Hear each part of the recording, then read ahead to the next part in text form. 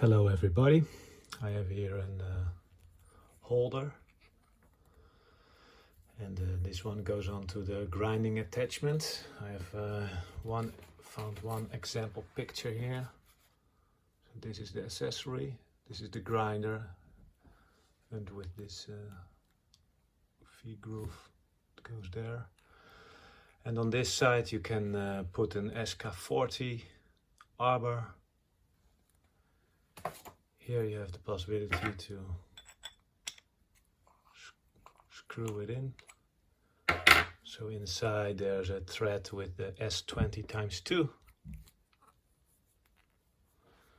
And yeah, this is the same size as from the grinding motor. Here's a grinding motor as an example.